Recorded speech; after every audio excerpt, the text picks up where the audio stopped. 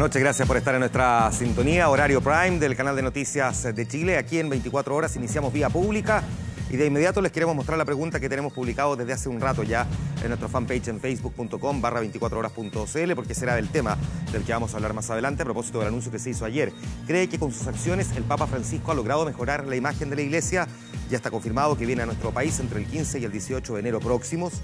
Vamos a estar hablando de lo que representa su visita en una primera aproximación a un tema que está generando bastante discusión, no solamente en Chile, sino que también a nivel latinoamericano, porque va a ir a Perú, no va a Argentina, cuarta visita a Latinoamérica y todavía no lo hace a su país, en el que además no solamente vivió, fue arzobispo de Buenos Aires, su tierra natal. Bueno, de eso vamos a estar hablando en los próximos minutos, de lo que representa también su visita aquí a Chile. Bueno, pero hay un montón de otros temas también de los que nos queremos hacer cargo, algunos de los cuales anticipamos en titulares al comienzo de este vía pública. La Fiscalía pide que los bolivianos detenidos sean declarados culpables y multados con 32 millones de pesos. Evo Morales insiste en denuncia de una presunta tortura. El precandidato presidencial Sebastián Piñera se disculpó por la broma machista y denunció un aprovechamiento, sin embargo, político del tema. El gobierno asegura que no es aceptable bromear con una violación. Y la Fiscalía de Bélgica confirmó un atentado terrorista frustrado en Bruselas. Un hombre provocó una explosión en una estación de trenes y fue abatido por la policía. Ya vamos a ir con esa historia en los próximos minutos. Pero comenzamos contándole que después de 3 meses en la cárcel empezó finalmente este juicio en contra de los 9 bolivianos que están detenidos en Chile por, entre otros, el delito de contrabando. El gobierno de Bolivia criticó el proceso y denunció de nuevo torturas en contra de los detenidos. Acusaciones que otra vez, sin embargo, fueron rechazadas también por el canciller Heraldo Muñoz. Esta vez en la OEA.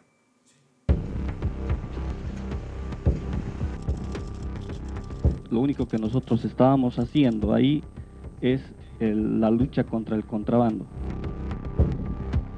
En el momento de la detención, a todos nosotros se nos había golpeado, se nos había hecho una detención muy violenta.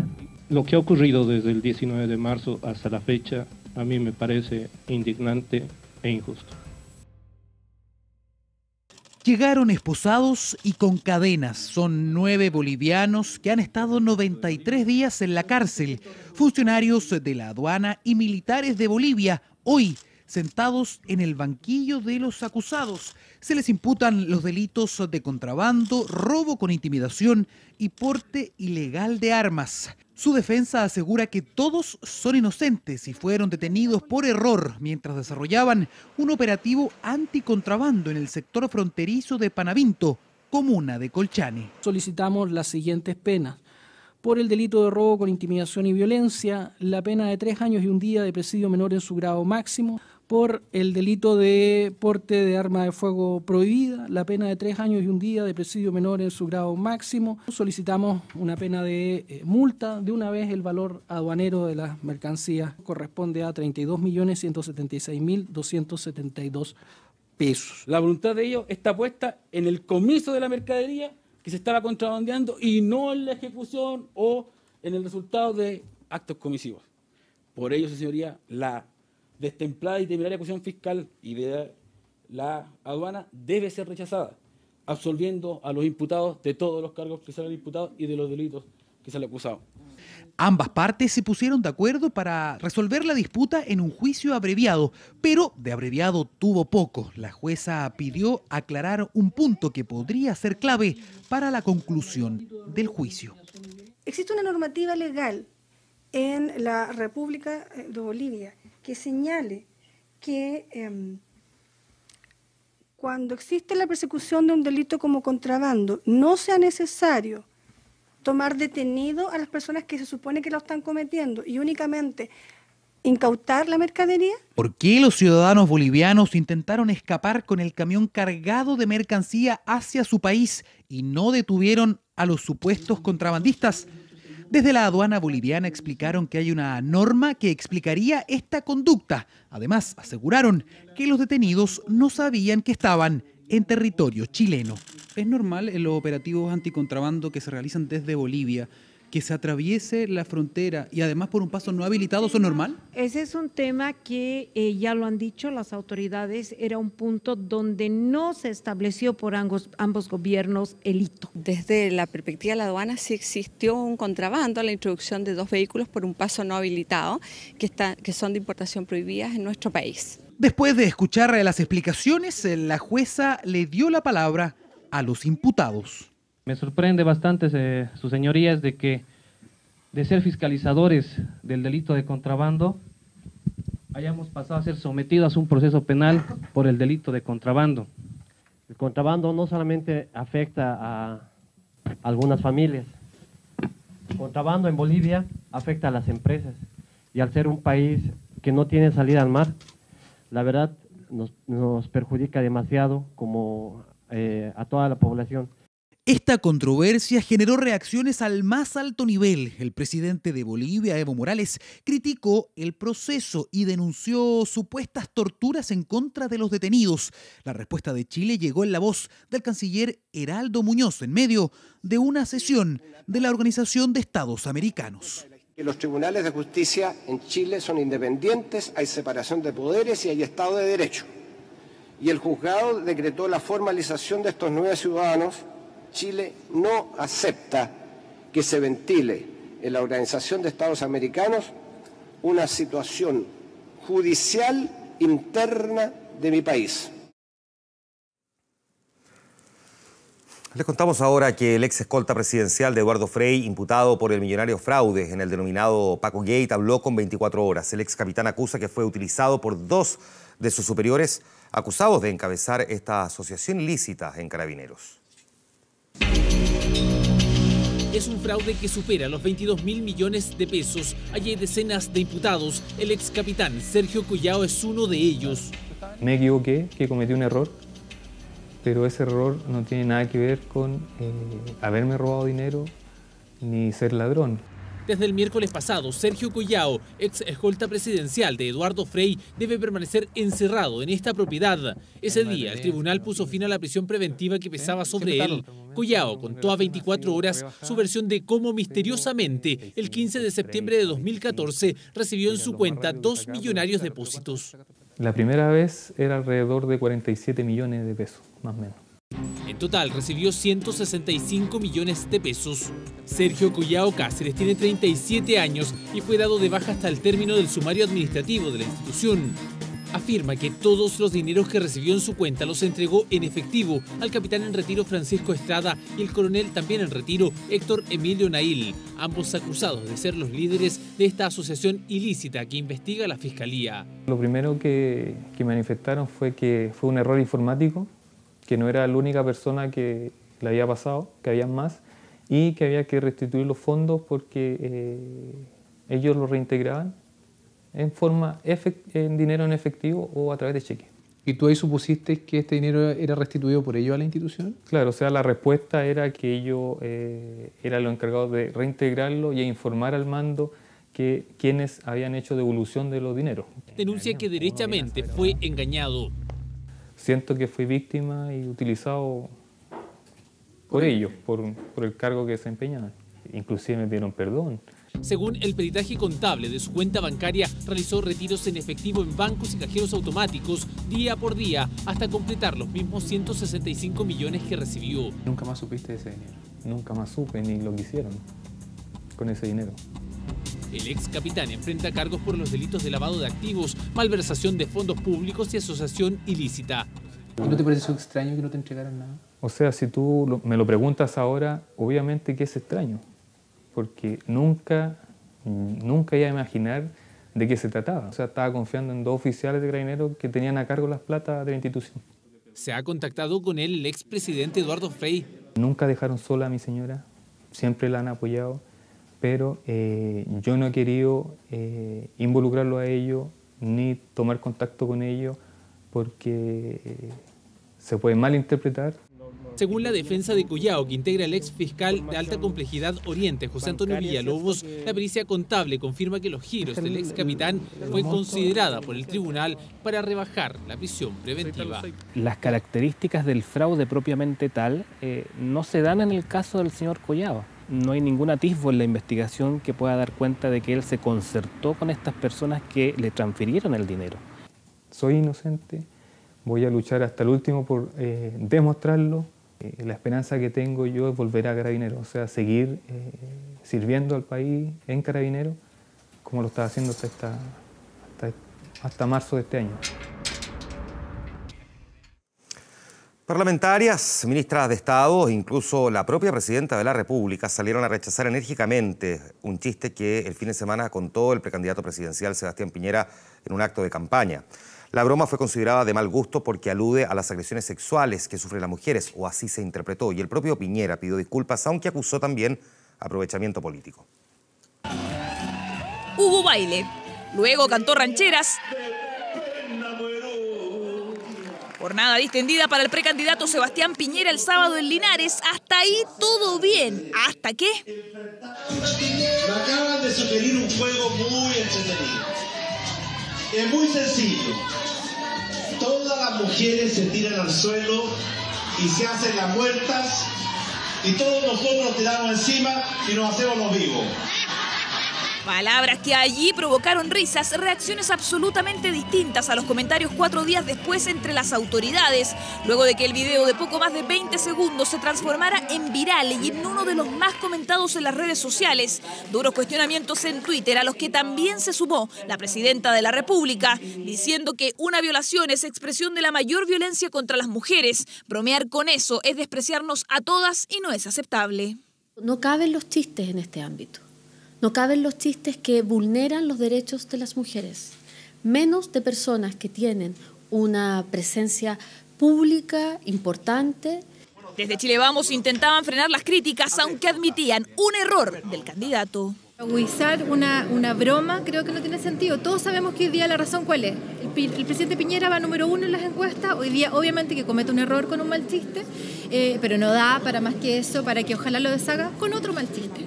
Un error o mal chiste que se produce cuando la carrera presidencial ya está en pleno recorrido. No, expresidente, basta. A las mujeres nos violan y nos matan en Chile todos los días. Como chilenos, principalmente como chilenas, no nos merecemos esto. No solo es de mal gusto, sino que no corresponde que él haga referencia a un chiste en forma tan burda. Con la violencia de género no se juega. Un chiste de mal gusto. Ustedes saben que el machismo cuesta mucho sacarlo de la cabeza de uno. Y espero que no volvamos a las piñericosas. Críticas que no dejaron indiferente a Sebastián Piñera, quien debió salir a disculparse a través de Twitter, asegurando que esta broma no afecta su aprecio y respeto por las mujeres, lamentando lo que calificó como un aprovechamiento político. Sebastián ya pidió disculpas. Lo que no es aceptable es el aprovechamiento político que hace este gobierno habiendo tantos problemas urgentes que solucionar hoy día. Sin embargo, no es la primera vez que Piñera hace un comentario como este. En 2011, de visita en México, el por entonces presidente de la República lanzó una de sus bromas en medio de una cumbre internacional. ¿Sabe usted la diferencia entre un político y una dama? Cuando el político dice que sí, quiere decir tal vez. Cuando dice tal vez, quiere decir que no. Cuando dice no, no es político. Cuando una dama dice que no, quiere decir tal vez. Cuando dice tal vez, quiere decir que sí. Cuando dice que sí, no es dama. Aunque los demás rieron, al conocerse ese comentario en Chile, las críticas fueron inmediatas, en especial de parte de su propia ministra del Cernam, y luego fue su mujer quien, tal como lo hace 6 años después, puso paños fríos. Es un chiste viejo, un poco anacrónico, es un chiste y no hay que perder el humor en esta vida. Y esta vez desde el piñerismo se encargaron de recordar que en su gobierno se extendió el postnatal a 6 meses y se aprobó la ley contra el femicidio, todo para contrarrestar un chiste que 4 días después no provocó ninguna risa. Encima y nos hacemos los vivos. ¿Qué les parece, muchachos? Y ya está todo listo para el primer debate televisivo de los precandidatos presidenciales de Chile Vamos. Esta mañana se conoció el orden en que los participantes deberán responder. A través de un sorteo en que participaron representantes de los candidatos y de los canales que lo van a transmitir, se definió que Sebastián Piñera será el primero en contestar, luego seguirá el turno del candidato de Evópolis, Felipe Kast, y por último responderá el senador independiente Manuel José Osandón. El debate tendrá lugar el día lunes 26 de junio a las 23:30 horas. Podrá ser visto por TVN y 24 horas, Mega, Chilevisión y la señal de CNN Chile, además de Canal 13. Allí los aspirantes podrán confrontar ideas a días de las primarias que, recordemos, serán el domingo 2 de julio. Internado en el Hospital Van Buren de Valparaíso durante al menos las próximas 72 horas deberá permanecer el senador Ricardo Lagos Weber tras sufrir este martes un infarto al miocardio. Tras sentir un fuerte dolor en el pecho durante la madrugada, este parlamentario del PPD tomó su auto y se trasladó por sus propios medios al centro asistencial. Allí fue internado de inmediato y sometido a tratamiento para superar la dolencia en el tórax. La emergencia sorprendió al círculo cercano del senador por la región de Valparaíso, un hombre de 55 años, quien fue visitado, entre otros, por la ministra de Salud, Carmen Castillo, por Luisa Durán, la esposa de su padre Ricardo Lagos Escobar, sus hermanas y el mayor de sus hijos. De acuerdo al reporte médico, Ricardo Lagos Weber deberá permanecer en observaciones por lo menos durante las próximas 72 horas, tras ser sometido a una coronografía para detectar arterias dañadas, así como también una angioplastía coronaria para mantenerlo estable. Lagos Weber se encuentra consciente y sin complicaciones. Un ciudadano al que se le entregan herramientas para hacer escuchar. A gritos, un hombre irrumpió en una oficina de la distribuidora eléctrica de Curicó exigiendo una solución a los 5 días que ya completa sin luz. En el Maule aún hay más de 9.000 clientes sin energía y la situación es peor en zonas rurales donde tampoco hay agua porque las motobombas que las impulsan son precisamente eléctricas. Es la indignación de este hombre quien simplemente decidió cortar el silencio de la abultada sala de espera de la Compañía General de Electricidad de Curicó. Dijo un caballero que te dejé allá, no, 4 días más van a arreglar, 4 días más. Si yo me demoro 4 días en pagar, me la cortan al tiro, ¿no? En Río Claro, comuna también conocida como Cumpeo, la paciencia también se agotó. Vecinos y comerciantes de barrio cortaron la Ruta 5 Sur para denunciar su frustración. 500.000 pesos en productos, helado, cecina, yogur. Todo lo que eso es pérdida para mí. Tengo máquinas refrigeradas, cecina, yogur, todas esas cosas. ¿Cuánto evalúa usted esa pérdida que está teniendo en este minuto? Como 1 millón de pesos.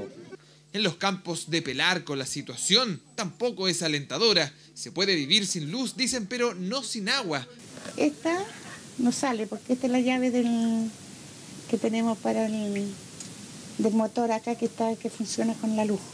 Está angustiada, cuida a sus padres de más de 80 años cada uno. La madre es insulino dependiente y su medicina requiere refrigeración. Mi mami tiene que pincharse 3 veces al día. Ya, esta es la insulina que se plancha en la mañana y a las 12 y esta en la noche. En todo el Maule aún hay 9.067 clientes sin suministro eléctrico desde hace 4 días, según datos de la Superintendencia de Electricidad y Combustibles. La verdad es que pedirles paciencia, sabemos la situación en que se encuentran, sabemos que la energía eléctrica hoy día es un bien básico de primera necesidad. El malestar se extiende desde la región de O'Higgins hasta la del Biobío, misma zona que este miércoles se enfrentará a otro temporal, el cual registrará fuertes lluvias y vientos. Una preocupación que se suma a la indignación en contra de las empresas eléctricas que ahora también son cuestionadas por la SEC, el CERNAC y el Ministerio de Energía. Y así nos vamos a la primera pausa de esta noche. Les vamos a recordar la pregunta porque es el tema del que vamos a conversar más adelante allí con nuestros invitados en Vía Pública. Viene la pregunta ahí en nuestra fanpage en facebook.com/24horas.cl. ¿Cree que con sus acciones el Papa Francisco ha logrado mejorar la imagen de la Iglesia? Nos responde, nos puede opinar también en Twitter con el hashtag Vía Pública. Nosotros rápidamente vamos a esa pausa comercial.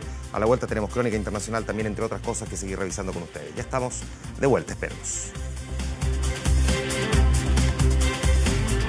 Viajar es posible. Estamos de vuelta para revisar ahora Crónica Internacional. Una explosión se registró en la estación central de trenes en Bruselas, en Bélgica. Un sospechoso que, según informaciones iniciales, portaba un cinturón explosivo fue abatido por soldados que patrullaban el lugar. De acuerdo a la prensa belga, el hombre detonó los explosivos que cargaba, pero estos no habrían funcionado correctamente.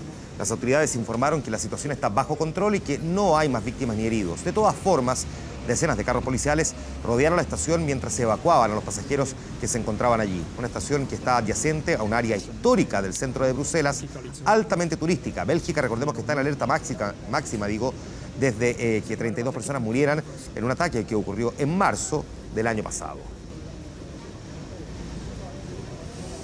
Seguimos en Europa. El gobierno británico espera mantener el acceso de las empresas del país al financiamiento del Banco Europeo de Inversiones cuando el Reino Unido abandone la Unión Europea en marzo del 2019. Según el ministro de Economía, esto podría ser beneficioso a largo plazo. Declaraciones hechas este martes ante empresarios en la City de Londres. La autoridad también dijo que se va a negociar con Bruselas la posibilidad de mantener esa línea de financiamiento mientras el país siga siendo miembro del Grupo Europeo. Actualmente, el Banco Europeo ha entregado recursos al Reino Unido por 48.000 millones de euros, principalmente para proyectos de infraestructura y en condiciones bien favorables, como al resto, en todo caso, de los miembros de la Unión. El ministro expuso además las prioridades del gobierno para la negociación del Brexit, las que incluyen un acuerdo de libre comercio de bienes y servicios, ofrecer seguridad a las empresas, un acuerdo de aduanas y una frontera abierta y fluida en Irlanda. En nuestra Latinoamérica, el máximo Tribunal de Justicia de Venezuela autorizó la apertura de un juicio contra la fiscal general de ese país, Luisa Ortega. Se le acusa de la presunta comisión de faltas graves en el ejercicio de su cargo. La denuncia fue interpuesta por el diputado oficialista Pedro Carreño, argumentando que la fiscal mintió al asegurar que no dio su respaldo para la designación de 33 magistrados al Tribunal Supremo de Justicia, una maniobra que la oposición acusa tenía la intención de ubicar a jueces cercanos al chavismo. Este mismo tribunal fue el que declaró nulas todas las decisiones tomadas por el Parlamento al declararlo en desacato solo días después de que la oposición asumiera el control del poder legislativo. El pueblo tiene que ser consultado frente. Y en los deportes todo indica que Alexis Sánchez será titular ante Alemania. Este martes se entrenó con normalidad en Moscú en una selección que ya piensa precisamente en ese encuentro. Un triunfo que deja a la Roja prácticamente en la segunda fase de este torneo. Llegó Chile. Se cumplen 2 semanas de la estadía de la Roja en Europa, 14 días de entrenamientos, de lesiones y recuperaciones, de matrioscas, de paseos por la Plaza Roja y de largas jornadas en el hotel de concentración. Acá el movimiento es constante y los salones del recinto han servido para las agotadoras reuniones por los premios. No está resuelto. Muchas veces a mí también me gustaría ir a dormir siesta y no sentarme a conversar de los premios o irme a dormir más temprano después de la cena y no quedarme sentado arreglando los premios. Han sido largos días, muchas reuniones en los salones del hotel, un tema incómodo que este martes abordó la cúpula de la NFP en conferencia de prensa. Está muy bien encaminada y hemos tenido una cooperación muy alta en el grupo de jugadores y creemos que vamos a llegar a un buen acuerdo. El tema básicamente hoy día tiene que ver con lo que se refiere a esta copa. Sánchez se recupera satisfactoriamente, está casi en un 100%, este martes se bajó del bus de manera normal, se le ve un poco más tranquilo y con ganas de jugar. Ya tiene superadas sus lesiones, está entrenando con normalidad, así que... Y en la mañana estuve en el desayuno conversando con él, me dijo que se sentía muy bien, que tenía muy bien el tobillo.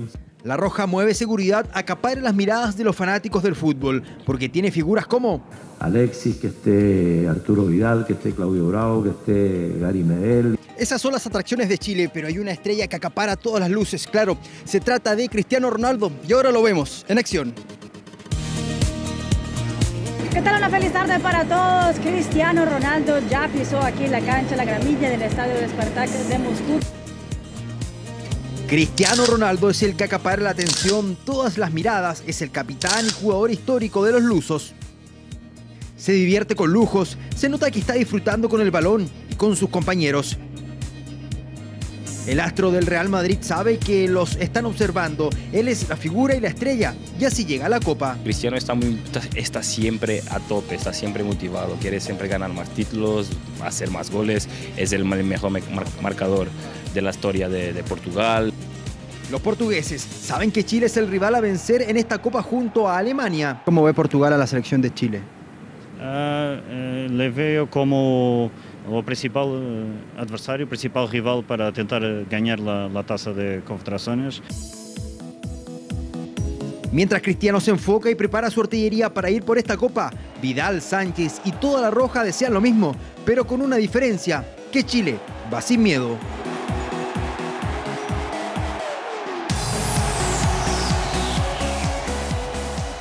Sin miedo, nosotros también vamos acompañando a la Roja en las transmisiones, no solamente del desempeño de nuestra selección, sino que también del resto de los partidos de esta Copa Confederaciones por TVN y también con los compactos y los comentarios en el canal 24 horas. Nos vamos a la pausa. Volvieron a despegar.com los días de descuentos, días de comprar y ahorrar. Solo hasta hoy, dentro de un ratito más, porque puedes comprar las próximas vacaciones en 6 cuotas sin interés con las tarjetas de crédito de todos los bancos. Sí, 6 cuotas sin interés con todos los bancos, exclusivo en despegar.com, paquetes, vuelos, hoteles y mucho más para tus próximas vacaciones. Despegar.com, donde viajar es posible. Y así nos vamos a la pausa. Estamos de vuelta de inmediato aquí en Vía Pública. Esperemos.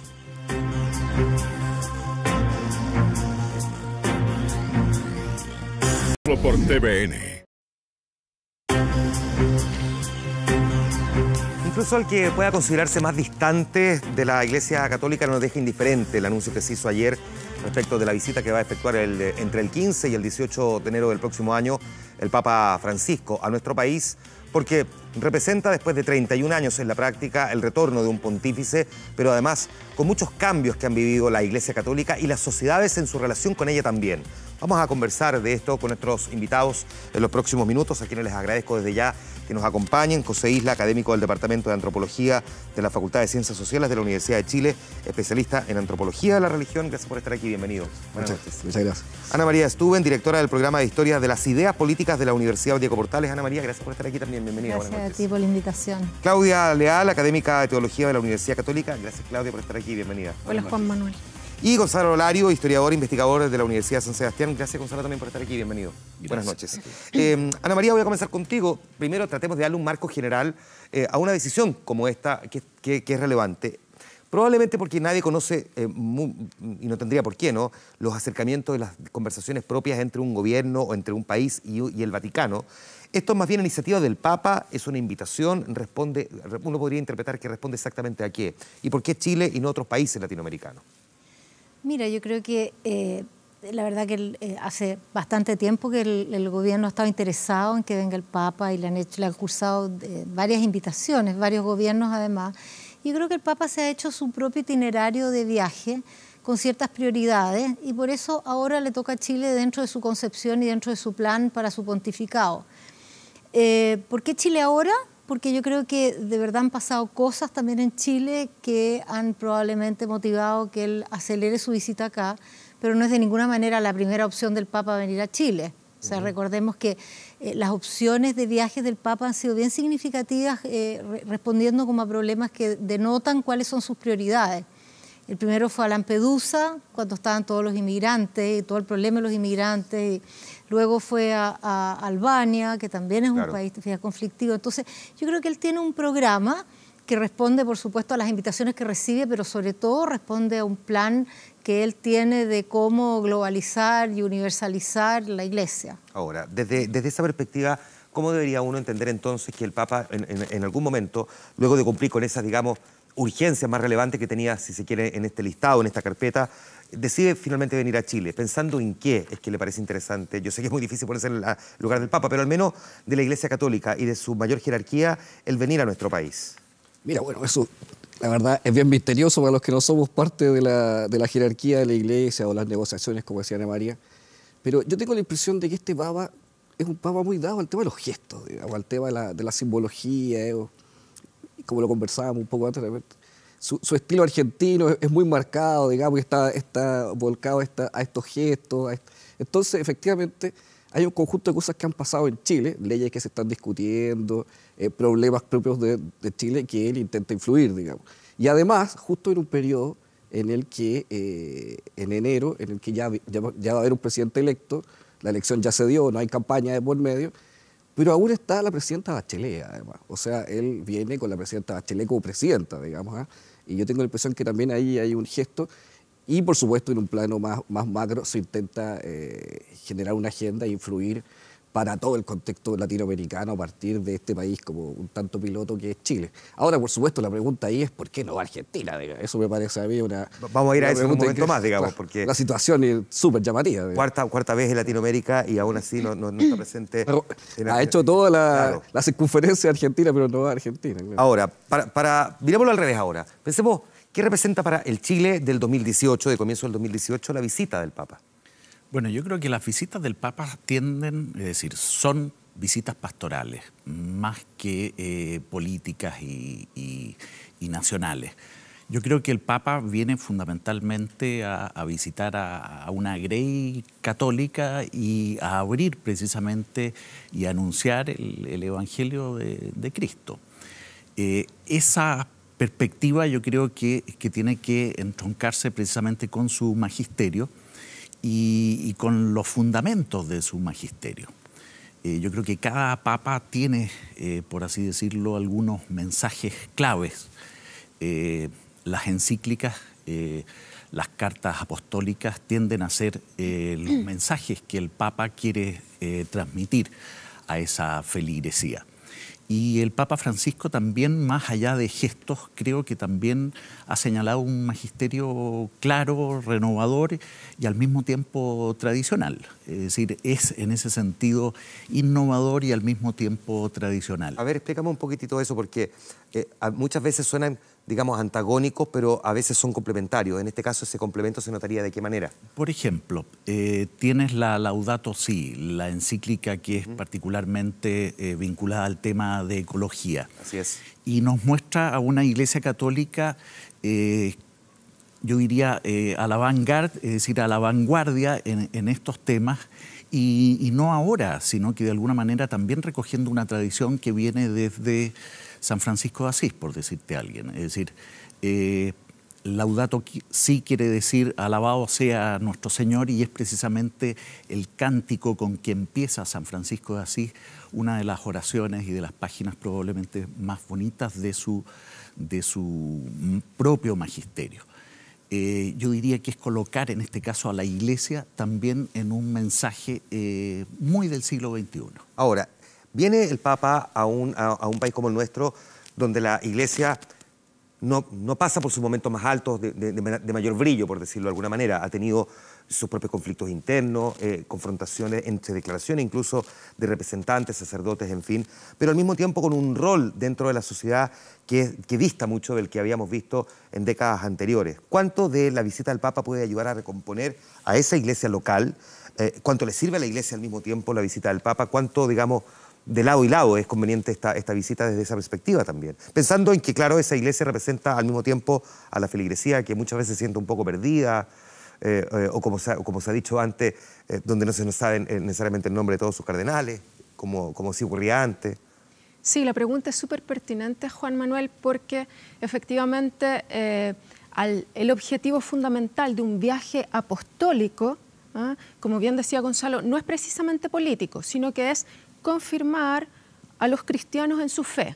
Y eso tiene una historia que arranca en el Evangelio, que pasa por toda la historia de la tradición de la Iglesia, ¿no? Uno podría preguntarse, bueno, ¿qué significa hoy día confirmar a los cristianos en su fe?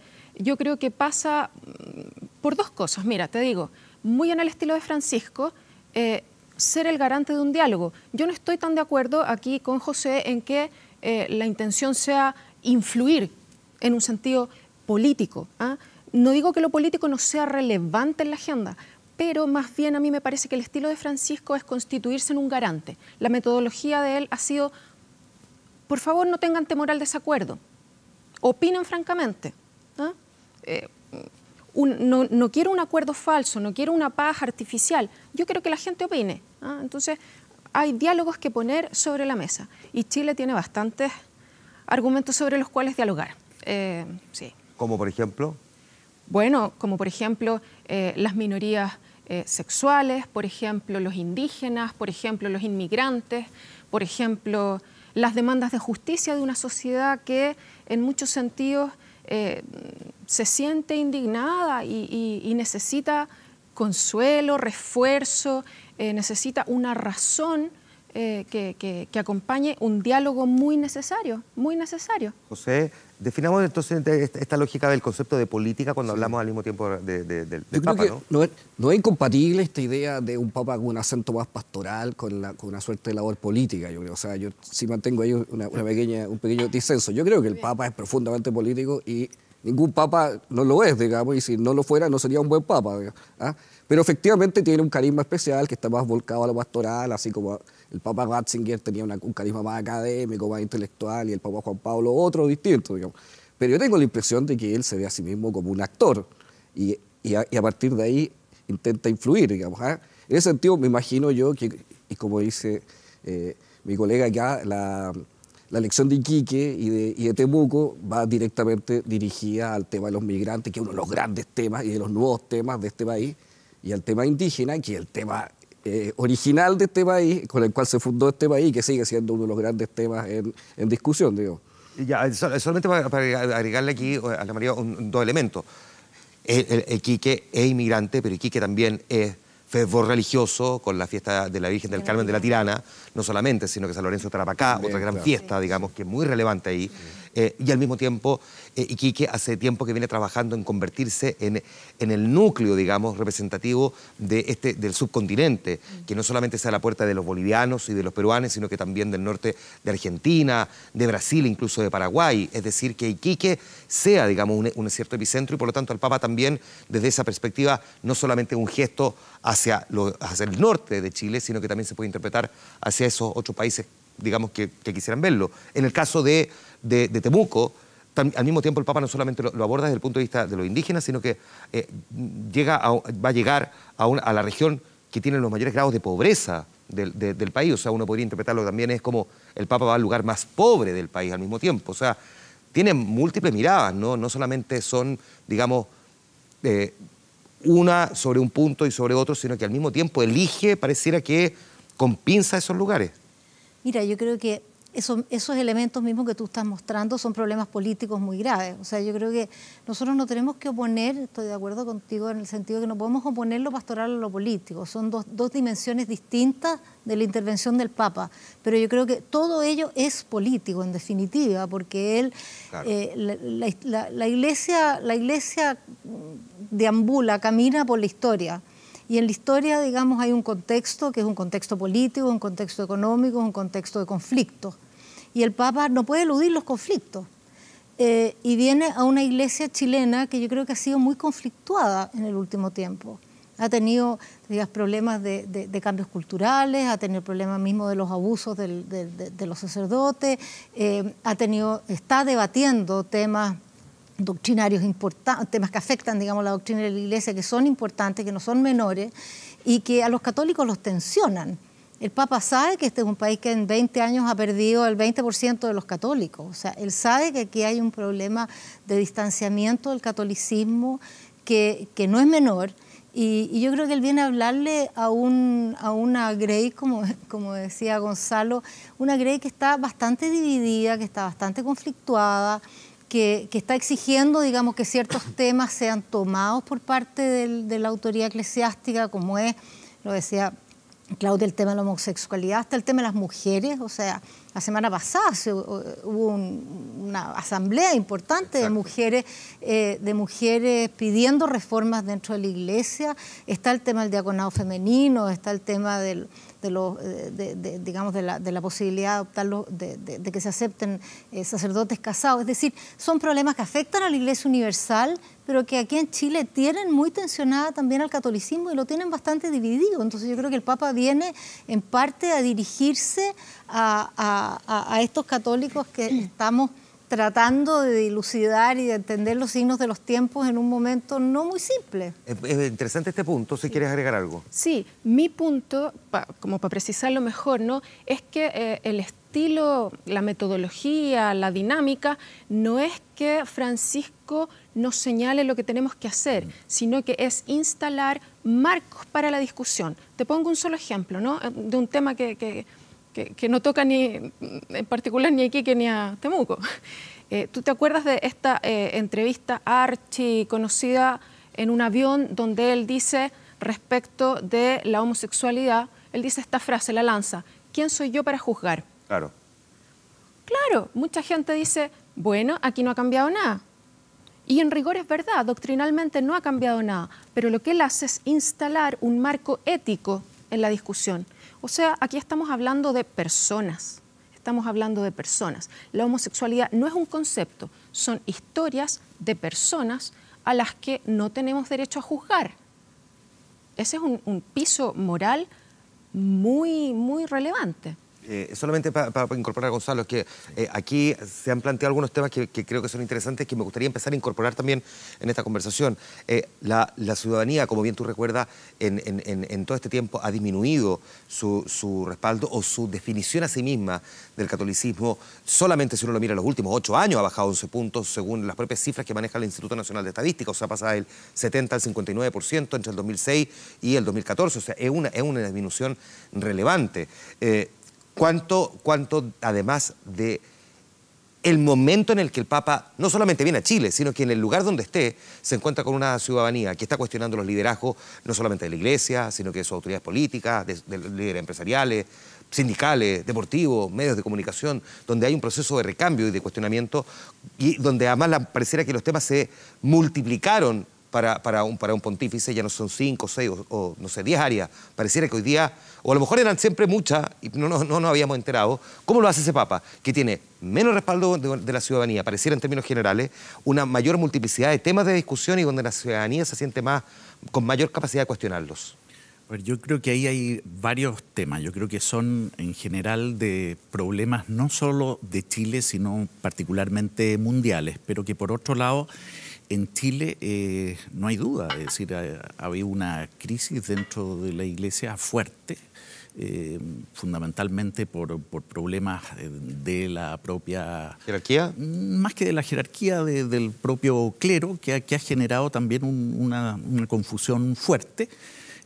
Si bien son asuntos en general de varios países, yo creo que en Chile ha sido particularmente duro la situación en los últimos 7, 8 años, que yo creo que han marcado precisamente esa opinión que en general tanto católicos como no católicos tenían en relación a la Iglesia Católica y que evidentemente se ha perdido de manera consistente en los últimos 7, 8 años. Ahora, no veo a Francisco que venga a hablar particularmente de eso solo. Ni que el tema de la inmigración sea un tema exclusivo de Chile, es decir, Europa está viviendo, y tú bien lo decías, Ana María, su primer viaje es a Lampedusa.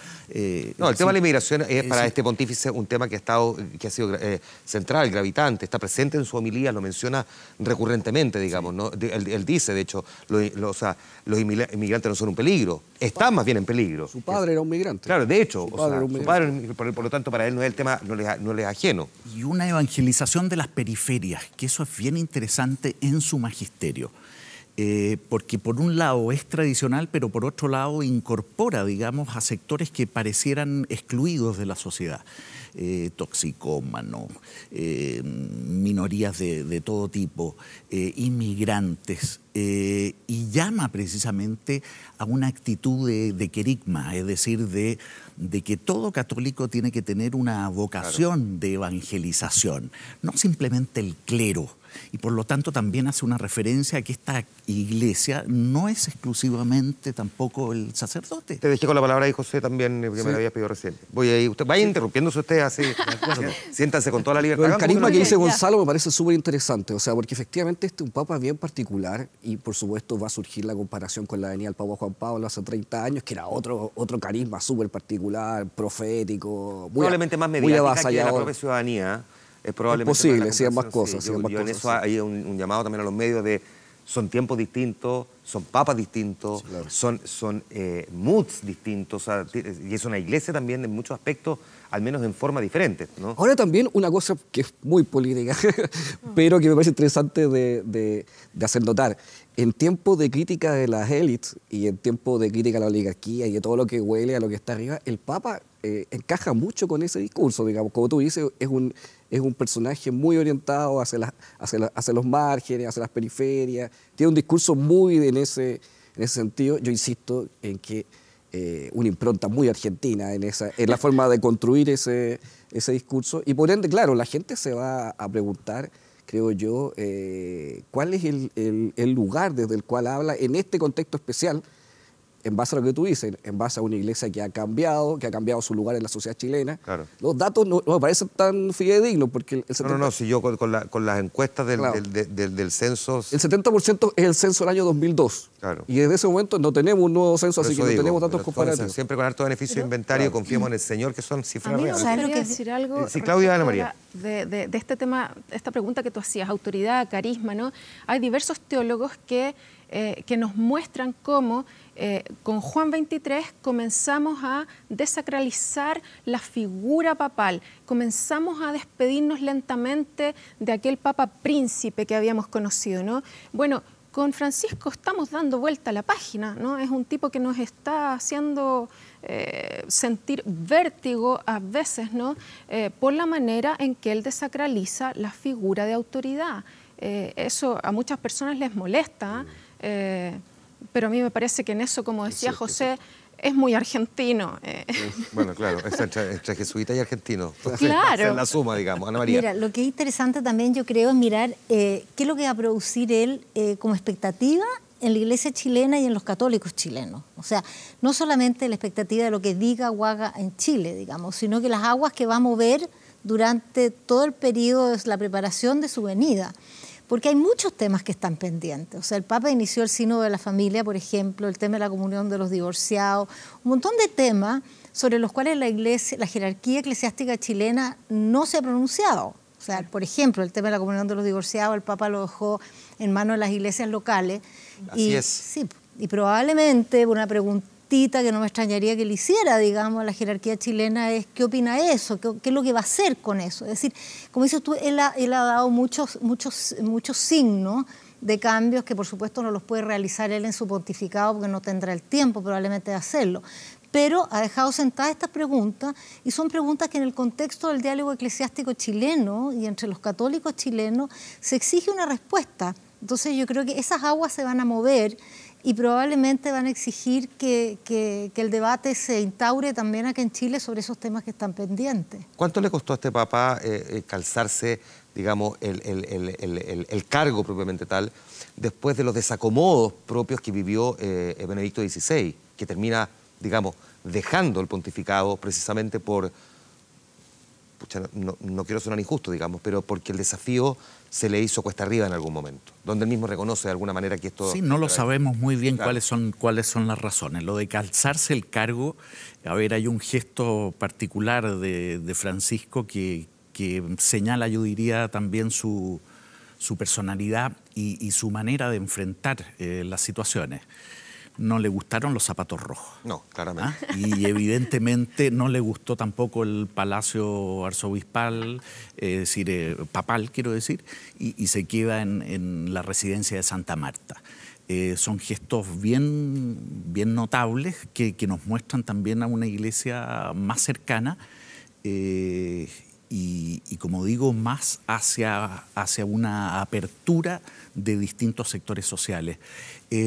Hay en la teología de la liberación, por ejemplo, que va a ser tan fuerte en Latinoamérica a partir de los años 70, 80, tiene una vertiente en Argentina que se llama la teología del pueblo. Y ahí hay un jesuita Scanone, que es uno de los maestros también y compañeros de Bergoglio, del Papa Francisco. Es una teología hacia las periferias, con una visión de cultura y lo que tú mencionabas precisamente de la religiosidad popular, que es muy interesante, pero por otro lado también muy alejada de las ideologías y particularmente del marxismo en este caso. Es decir, no busca una tendencia de enfrentamiento ni de lucha de clases, sino por el contrario de un diálogo y de un acuerdo. A lo que dice Gonzalo, claro, como complementando un poco lo que dice Gonzalo, efectivamente... yo no sé si recuerdan el discurso que hizo Francisco en la ONU el 2015, ¿no? Donde él dice que es un deber moral que las periferias del mundo puedan incidir en las grandes decisiones, ¿no? Y detrás de eso está la teología del pueblo, una teología que habla de los marginados y de la periferia, no solo en un sentido de acogida o de misericordia, sino de que estas personas son protagonistas de la historia. Ya, lo voy a complicar entonces ahora porque ya que me llevaron a este punto, yo no quería ir hasta esta parte, pero tengo que llevarlo hasta acá, porque una de las cosas que recurrentemente dicen los vaticanólogos, que son como los opinólogos, pero más serios de lo que ocurre en el mundo vaticano, digamos las cosas como son, es que efectivamente, precisamente por la teología del pueblo, es que la mirada distante que ha tenido este Papa con el actual presidente de Argentina, la razón por la que su reunión fue tan corta con él, 22 minutos, la más corta que ha tenido con cualquier presidente de Latinoamérica. Independientemente de él, ¿por qué no ha ido? Que ya lo vamos a mirar en un momento más, porque hay otras razones por las cuales él podría también haber tomado la decisión de no ir.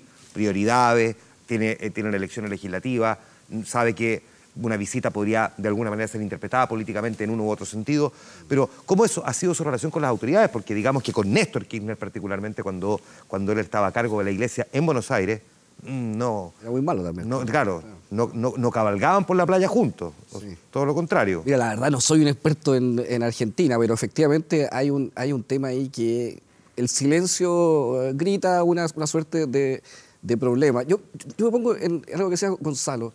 El Papa Ratzinger, en el momento en que renuncia, hace un gesto inédito en los últimos 4 o 5 siglos, corrígeme Gonzalo, no se producía algo así por el estilo, y además quiere decir, bueno, aquí hay un gran problema, y frente a este gran problema, la verdad, honestamente, yo no estoy en condiciones, y por ende hay que pasar a algo nuevo. O sea, por supuesto es un gesto, es simbólico, pero indica un camino que va directo a la raíz de la situación. En ese sentido, yo tengo la impresión de que Francisco es mucho más de gestos que cuesta encontrar cuál es la raíz del problema. Por ejemplo, tú mencionabas el tema de su conversación en el avión con respecto a los homosexuales, pero eso no va acompañado después de medidas que corroboren, que institucionalicen ese tipo de... Siempre son declaraciones, digamos. Yo no quiero poner en este sentido que en una situación contra el Papa, por supuesto.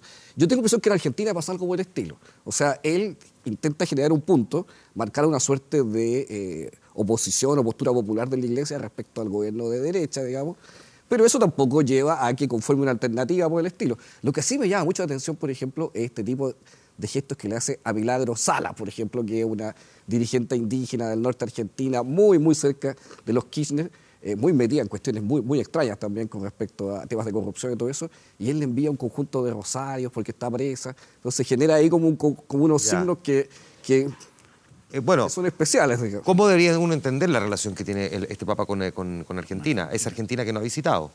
Decir un par de cosas. Es decir, yo creo que Argentina está en una situación compleja hoy. También que cualquier intervención de un argentino como Papa puede interpretarse de una u otra manera. Si uno está muy fragmentada políticamente, hay que decirlo, desde el punto de vista social. Y todavía quebrada y en una situación compleja, económica y social y políticamente, que todavía no desemboca en algo claro. Yo creo que la presencia del Papa Francisco puede ser compleja, y yo creo que él conoce a los argentinos mejor que nadie y probablemente por eso está esperando un momento más oportuno. Quisiera hacer la analogía, por ejemplo, con la visita de Juan Pablo II a Polonia. Va a hacer 4 viajes a Polonia y cambia la historia probablemente de la Guerra Fría, pone fin a la Guerra Fría, no solo él, sino Gorbachev, Reagan y otros, Helmut Kohl, que acaba de fallecer. Pero su participación a partir del apoyo a Solidaridad y de la vía y de una vía pacífica para quebrar los regímenes comunistas son particularmente decisivos. Decisivo. Yo creo que es muy relevante el hecho que nosotros tomemos en cuenta el contexto político-cultural en el que se inserta la Iglesia hoy en día. O sea, yo creo que en el momento en que había que luchar contra las dictaduras era muy razonable, o contra, ¿no es cierto?, la Unión Soviética, era muy razonable que el Papa usara su influencia en ese momento para combatir la situación de Polonia. Hoy día yo creo que los temas, los issues son otros, ¿no? Entonces yo creo que este Papa está muy bien colocado en esos issues, y yo creo que el tema del terrorismo, el tema de los inmigrantes, o sea, los mismos temas que él viene aquí simbólicamente, como dices tú, a dirigirse, son los temas que tienen a agitar realmente a la opinión pública y también a los católicos. Y yo creo que en ese sentido él se ha puesto el cargo, como decías tú, muy rápidamente y muy bien, porque en este momento es fundamental, justamente por los problemas que hay dentro del catolicismo, la reforma de la Iglesia. Y yo creo que es ahí donde el Papa está poniendo sus principales energías. Entonces, claro, Argentina es muy importante, es su país, es un país que está en una crisis tremenda. Yo creo que el Papa me daría la impresión a mí, claro, yo no soy nadie para saberlo, pero que no se va a desgastar en eso. El Papa un poco más allá, claro. El Papa se está desgastando donde realmente están los problemas, Y los problemas no están en que si Macri o Kirchner. No es ese el problema hoy día fundamental. El problema fundamental es la marginalidad, el problema es la pobreza, en la cual él ha sido decisivamente enfático. A los esfuerzos económicos para mejorar la situación del país. Hablar del tema de la inmigración, te fijas, hablar de la reforma de la Iglesia, así es que ese es un tema muy importante. ¿Pero qué se ha avanzado en ese tema, por ejemplo? Él ha puesto temas que son importantes. Yo creo que, por ejemplo, las dos encíclicas son muy importantes. Está bien, pero el tema de la reforma. El sino de la familia es importante. Ahora, él tiene que luchar, ¿no es cierto?, con fuerzas que están muy arraigadas y que son muy potentes, digamos, dentro de la curia eclesiástica. Piensa tú que la mayoría de los obispos no los ha nombrado este papa, la mayoría de los obispos los nombraron papas anteriores que tenían criterios de selección distintos. Entonces, no es fácil para el papa llamar a un sínodo de la familia y lograr que los acuerdos sean los que respondan las preguntas que él está intentando formular y que el mundo católico está intentando formular. Pero hay signos, o sea, cuando él dice, mira, dejémosle a las iglesias locales la comunión de los divorciados, es un signo importante. Y de hecho, hay países como Alemania, Bélgica, Malta, Sicilia, donde efectivamente eso se está aplicando. Entonces yo creo que venga a Chile es también poner al día a la iglesia chilena sobre temas que por supuesto él no puede pontificar sobre ellos, ¿no es cierto? No son temas dogmáticos tampoco, son temas doctrinarios. La doctrina está inserta en la historia, entonces hay que darle su tiempo y es política también. Claro, mirado desde esa perspectiva, política, ciertamente en esencia política, Claudia. Claro. Sí, hay, viejas costumbres, viejos principios en la Iglesia que a mí me parece que para este Papa tienen una relevancia especial. Cuestiones como la sinodalidad, ¿no? Este hecho de que la comunidad episcopal es horizontal. Es verdad que el Papa preside la comunidad episcopal, pero él es el primero entre sus pares. Esa es la expresión canónica, ¿no? Él es el primero entre sus pares. Él no les va a hacer la tarea a las conferencias locales. Y en eso, Ana María lo ha dicho muy bien. Por otro lado, claro, en ese contexto, él tampoco nos va a hacer la tarea de reflexionar sobre ciertos argumentos de manera más local, ¿no? José recordaba, y bueno, yo lo recordé primero, ¿no? Esta entrevista que él dice, yo no soy quien para juzgar, hablando de la homosexualidad, ¿no? Y agradezco la pregunta ¿qué ha cambiado? Lo que ha cambiado es que hoy día no puede ser puesta en juego la existencia de las pastorales oficiales de la diversidad sexual. La Iglesia Católica chilena, latinoamericana, mundial, tiene diversas pastorales de la diversidad sexual que no son ni clandestinas, ni extraoficiales, ni están en la periferia. Son parte de nuestra vida. El tema de las mujeres en la iglesia, por ejemplo. También. Es un tema que no se puede obviar hoy en día y que él lo ha insinuado, no puede tomar decisiones, te fijas, pero son temas que él instala. Es que ahí tú ves, por ejemplo, yo creo que hay temas también de evangelización particularmente y de pastoral en general, en donde el Papa Francisco tiene un gesto, yo diría, muy, muy claro, que es particularmente ese cuando le dice a los obispos que tienen que oler más ovejas. En el fondo que tienen que ser más pastores y por lo tanto, de alguna manera, por un lado acercarse a la gente, pero por otro lado también con un mensaje. La carta pastoral apostólica Evangelii Gaudium es particularmente clara en ese sentido. Por ejemplo, en relación a la misa y a las homilías, diciéndole a los sacerdotes que las homilías sean más cortas, que sean más profundas, que busquen un mensaje más espiritual, que eleve, que edifique, pero que por otro lado estén más cerca de la gente común, que estén más cerca de la gente común y corriente. Yo diría que en eso también, más allá de cuestiones que podemos discutir los católicos durante mucho tiempo y que, como dices tú, muchos no son asuntos de dogma, sino más bien de cuestiones de oportunidad, de tiempo, de doctrina. Yo creo que hay mucho, y la actitud, se me ocurre a mí, del Papa Francisco, tiende en los viajes a hacer eso, a ser más pastor que a generar puntos polémicos. Por último, José, algo agregar, pues se me va el tiempo ya. Así que yo pienso que es interesante la diferencia que existe entre la iglesia argentina y la iglesia chilena. Puede ser una clave para interpretar como malentendido, digamos. Efectivamente, la iglesia chilena es una iglesia históricamente muy política, muy presente en la escena pública. Posiblemente solo Brasil es comparable con Chile. En cambio, la iglesia argentina es una iglesia mucho más conservadora, donde las clases medias desertaron hace mucho tiempo del catolicismo y la iglesia habla al mundo muy popular y al mundo muy conservador de la élite, digamos. En cambio, en Chile, y por ende, cuando venga para acá, se lo ve a partir de una iglesia históricamente muy presente, muy protagónica y que tiende al liderazgo. ¿Ah? En ese sentido, por ejemplo, el Papa Juan Pablo era la horma justa del zapato, que era un tipo avasallador, que no le dejaba decisiones a nadie, digamos, sino que las tomaba directamente él y las ponía por delante, digamos. Y impactó a esta sociedad cuando vino y le generó una huella que hasta ahora marca. A los cuatro les quiero agradecer, nos pasamos de hecho en el tiempo, pero es un tremendo tema, no va a ser la única vez que lo abordamos, de hecho lo vamos a tener también mañana presente en el programa El Informante, así que a los cuatro les quiero agradecer el que nos hayan puesto en perspectiva la visita del Papa el próximo mes de enero. Muchísimas gracias por haber estado aquí en Vía Pública. Gracias a ti, muchas gracias. Gracias a ti. Nosotros nos vamos a la pausa, volvemos de inmediato, espérenos.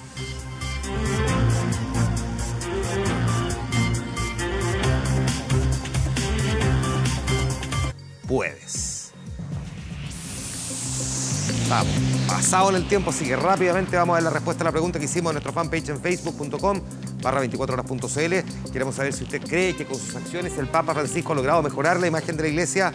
Un 65% piensa que todavía no, o no. Un 35% piensa que sí. En nuestro portal 24horas.cl destacamos esta noticia. El rescate de los mineros sigue estando ahí presente. Los especialistas lograron avanzar en el plan. Los mineros Enrique Ojeda y Jorge Sánchez están atrapados en esta mina de la 2 desde el pasado 9 de junio tras un derrumbe. No hay mayores novedades, pero aquí vamos actualizando permanentemente esta información junto con el resto de la actualidad de las últimas horas. En estos momentos en Santiago tenemos 6,7 grados de temperatura. Ojo con lo que va a ocurrir en los siguientes días, miércoles y jueves. Va a estar nublado, pero llegaría la lluvia el cuarto día de la semana con 11 grados como máxima.